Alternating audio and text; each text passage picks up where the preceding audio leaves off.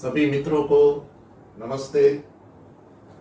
आज हम स्वामी विवेकानंद के एक ऐसे कथन पर विचार करेंगे जो मूर्ति पूजा और व्यक्ति पूजा के संबंध में बहुत ही महत्वपूर्ण है।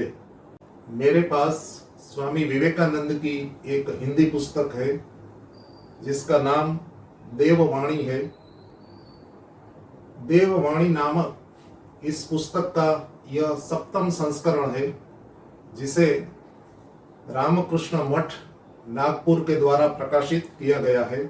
इस पुस्तक के आरंभ में प्रकाशक के द्वारा एक वक्तव्य छपा हुआ है जिसमें लिखा गया है, अमेरिका में अनेक व्याख्यान देने के पश्चात सन 1895 में स्वामी विवेकानंद सहस्त्र द्वीपोद्यान 1000 आइलैंड पार्क इस नामक शांत और एकांत स्थान में चले गए थे। यह स्थान न्यूयॉर्क के सन्निकट है।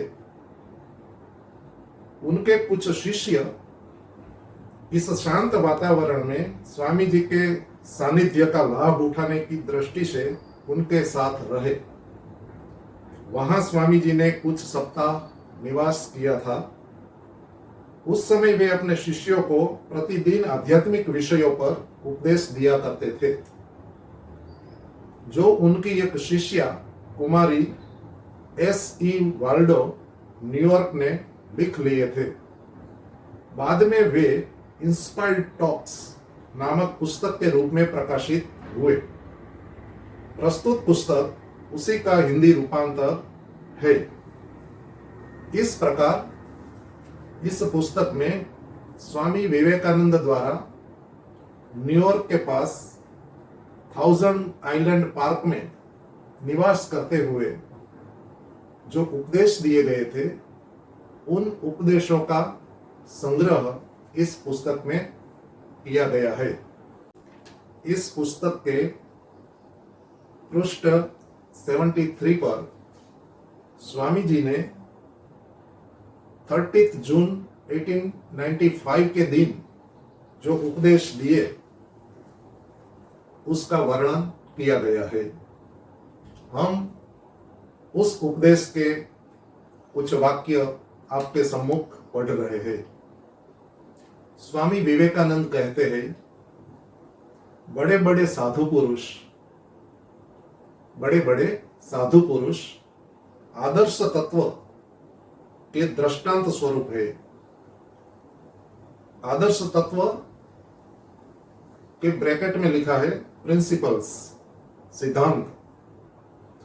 बड़े बड़े साधु पुरुष आदर्श तत्व प्रिंसिपल्स के दृष्टांत स्वरूप है, किंतु शिष्यगण तो कभी कभी व्यक्ति को ही आदर्श या तत्व बना लेते हैं और उस व्यक्ति विशेष को ही सब कुछ समझकर तत्व को भूल जाते हैं। आगे विवेकानंद बता रहे हैं, सगुण ईश्वर के विरुद्ध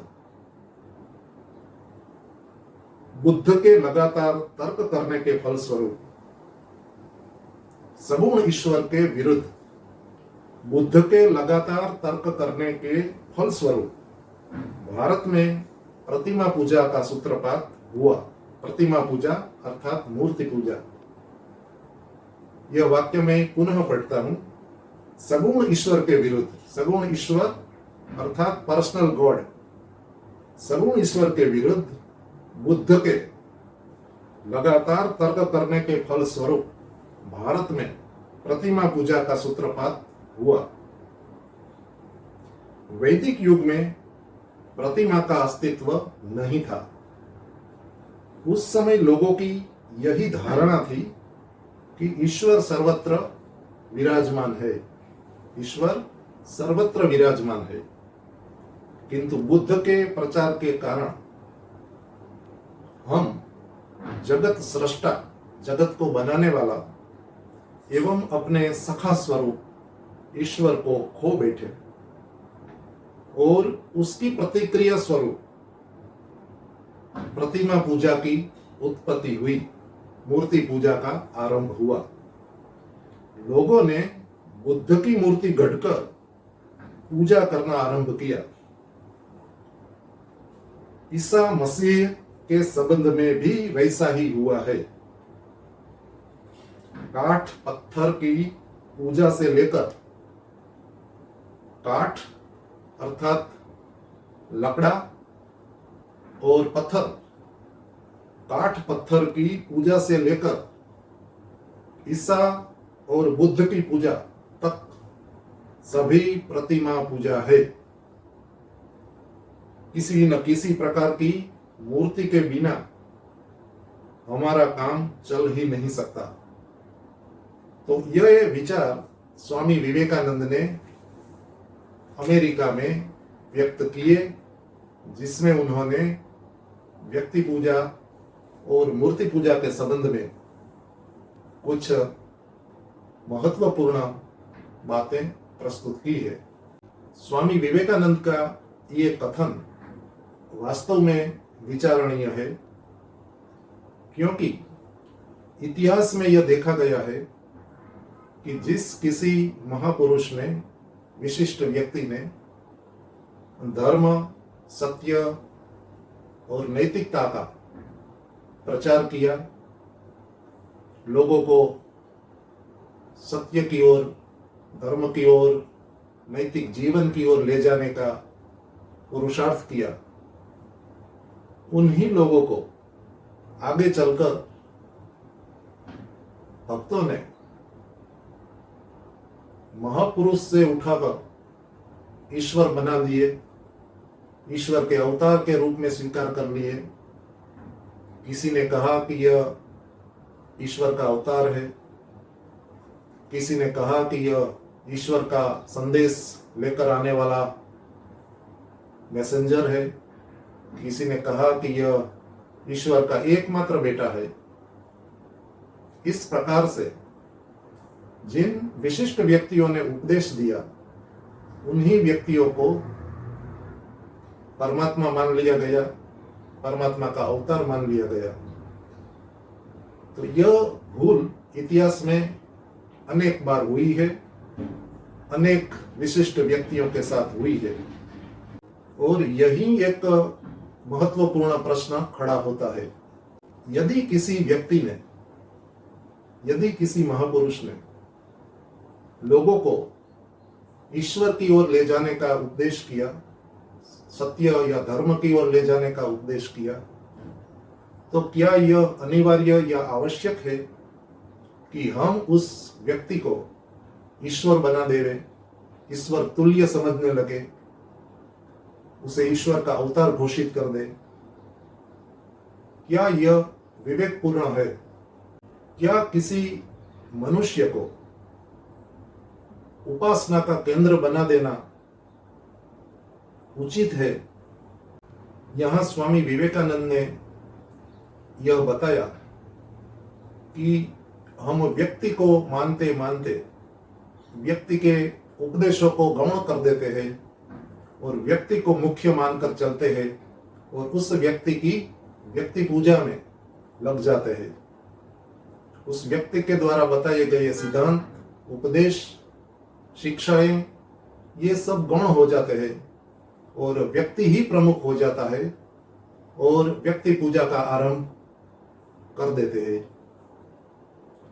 परंतु यह भी एक ऐतिहासिक तथ्य है कि स्वयं विवेकानंद द्वारा स्थापित संस्था में, रामकृष्ण मिशन में भी यही हुआ है। आज श्री रामकृष्ण मिशन की संस्थाओं में हम देखते हैं कि श्री रामकृष्ण परमहंस, उनकी धर्मपत्नी माता शारदा देवी और स्वामी विवेकानंद, इन तीनों की प्रतिमाएं और चित्रों के सम्मुख उनके भक्त नतमस्तक होते हैं और पूजा अर्चना करते हैं। जिस खतरे की ओर स्वामी विवेकानंद ने यहां बात की, वही बात उनके द्वारा स्थापित संस्थाओं में भी आज देखी जाती है। यहाँ हमारा उद्देश्य किसी की श्रद्धा या धर्म भावना का अवमूल्यन करना बिल्कुल नहीं है, किंतु प्रश्न यह है कि यदि व्यक्ति पूजा के कारण वास्तविक परमात्मा को विस्मृत कर दिया जाए और मनुष्य को ही ईश्वर मान लिया जाए या अवतारी पुरुष मान लिया जाए, तो यह बहुत ही बड़ा खतरा है, जैसा कि स्वामी विवेकानंद ने अपने इस उपदेश में बताया है कि हम व्यक्ति को मुख्य मान लेते हैं और उपदेशों को, आदर्शों को, सिद्धांतों को गौण मान लेते हैं और व्यक्ति पूजा करने लगते हैं। यदि यह एक वास्तविक खतरा है तो यह खतरा बहुत ही गंभीर है, जिस पर हमें विचार करना चाहिए। वैदिक दृष्टिकोण से अगर देखा जाए तो ईश्वर अजन्मा है, ईश्वर कभी जन्म नहीं लेता है, ईश्वर कभी उत्पन्न नहीं होता है। ईश्वर एक नित्य, अविनाशी, सनातन सत्ता है। ईश्वर को वेदों में, वैदिक साहित्य में अनादि कहा गया है, अनंत कहा गया है। ईश्वर का कभी अभाव नहीं होता है, ईश्वर सदा बना रहता है। तीनों कालों में ईश्वर की सत्ता एक रस बनी रहती है। यजुर्वेद के 40वें अध्याय के 8वें मंत्र में बहुत ही स्पष्ट कहा गया है कि ईश्वर अकायम है। ईश्वर को अकायम कहा गया है, अर्थात ईश्वर अशरीरी है, ईश्वर शरीर रहित है। अकायम, अव्रणम, अस्नाविरम, सपर्यगात, इन शब्दों से इस मंत्र में ईश्वर का वर्णन पाया जाता है। ईश्वर कभी शरीर धारण नहीं करता है। इसी प्रकार यजुर्वेद के 32वें अध्याय के 3रे मंत्र में यह भी कहा गया है, न तस्य प्रतिमा अस्ति यस्य नाम महद्यशः, अर्थात परमात्मा की प्रतिमा नहीं हो सकती है। परमात्मा की कोई प्रतिमा नहीं होती, परमात्मा की कोई मूर्ति नहीं होती, परमात्मा का कोई मॉडल नहीं हो सकता, परमात्मा की कोई प्रतिकृति नहीं हो सकती है। इस प्रकार वैदिक दृष्टिकोण से देखें तो परमात्मा अनंत है, जबकि मूर्ति या प्रतिमा सीमित है, एक देशी है। परमात्मा सर्वत्र व्यापक है, जबकि प्रतिमा किसी सीमित स्थान में विद्यमान होती है, सर्वत्र व्यापक नहीं होती है। परमात्मा एक चेतन सत्ता है, जबकि प्रतिमा एक जड़ पदार्थ है। इसलिए वैदिक ऋषियों ने हमें किसी मनुष्य, महापुरुष या प्रतिमाओं के स्थान पर सीधे सर्वत्र व्यापक, सर्वशक्तिमान परमात्मा की उपासना करने का उपदेश किया है। महापुरुषों का यथा योग्य सम्मान होना ही चाहिए, इसका निषेध नहीं किया जा सकता, परंतु सम्मान करना, रिस्पेक्ट या रेवरेंस व्यक्त करना और उपासना करना, कम्युनियन करना, ये दोनों भिन्न बातें हैं। हमें महापुरुषों का मान सम्मान करना चाहिए, परंतु उन्हें परमात्मा समझ लेना एक बहुत बड़ी भूल होती है। उपासना, भक्ति, समर्पण, ये सब मुख्य रूप से परम पिता परमात्मा के प्रति ही होना चाहिए। व्यक्तियों का हम सम्मान करें, बहुत अच्छी बात है, योग्य व्यक्तियों का सम्मान अवश्य करना चाहिए, हमारा कर्तव्य है। परंतु सम्मान करते करते हम विवेक को खो बैठे और मरण धर्म मनुष्य को ही परमात्मा मान ले, ईश्वर मान ले, ईश्वर का अवतार मान ले, ईश्वर का एकमात्र पुत्र मान ले, ईश्वर का संदेशवाहक मान ले तो यह बड़ी भूल होगी। एक शिक्षक हमारा मार्गदर्शन करता है, शिक्षा देता है, परंतु वह स्वयं शिक्षा नहीं बन जाता है, वह स्वयं एजुकेशन नहीं बन जाता है। एक वैज्ञानिक साइंटिस्ट हमें साइंस की बातें बताता है, सिखाता है, परंतु वह स्वयं साइंस नहीं बन जाता है।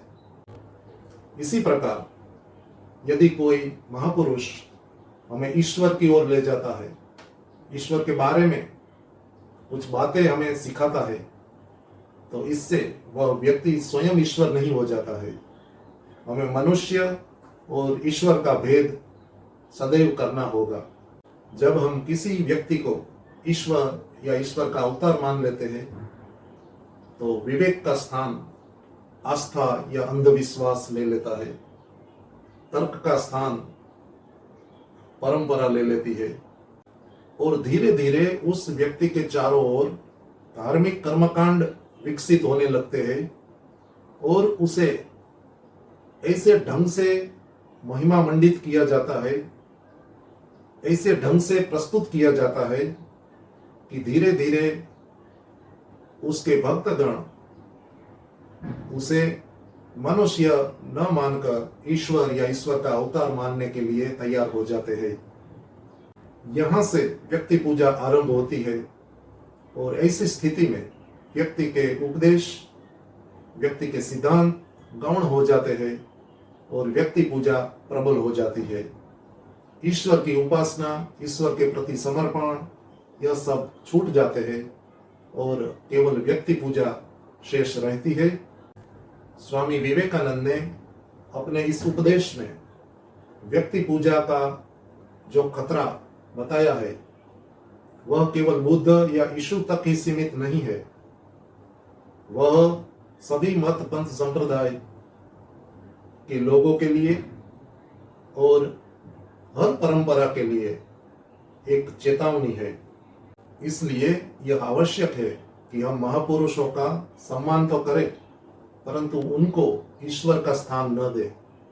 हम उनके उपदेशों का, उनके सिद्धांतों का अध्ययन तो करें, उनसे प्रेरणा भी लें, परंतु अपनी श्रद्धा का अंतिम आश्रय तो वास्तविक परमात्मा को ही मानकर चले, जो अजन्मा, अनादि, सर्वव्यापक, अनंत, सर्वहितैषी, न्यायकारी और दयालु है।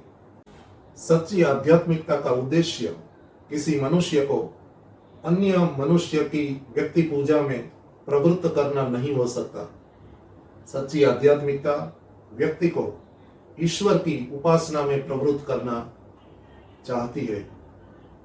आध्यात्मिकता व्यक्ति को मनुष्य पूजा में संलग्न नहीं करती है, परंतु ईश्वर की उपासना में प्रवृत्त करती है। इसलिए हमें समझना होगा कि महापुरुष मार्ग है, लक्ष्य नहीं है। गुरु साधन है, साध्य नहीं है। हमें मनुष्यों का सम्मान करना चाहिए, परंतु उपासना, भक्ति तो केवल परमात्मा की ही करनी चाहिए। महान व्यक्ति हमारे लिए प्रेरणा के स्रोत हो सकते हैं, परंतु उपासना का अधिकारी तो केवल एकमात्र परमात्मा ही है।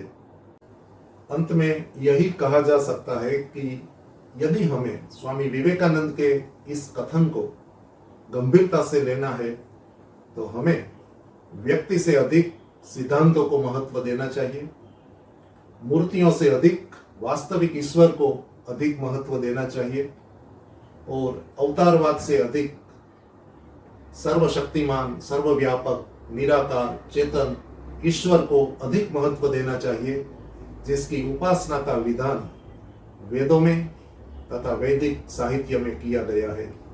आशा है कि आप भी स्वामी विवेकानंद के इस उपदेश पर गंभीरता से विचार करेंगे। बहुत बहुत धन्यवाद। नमस्ते।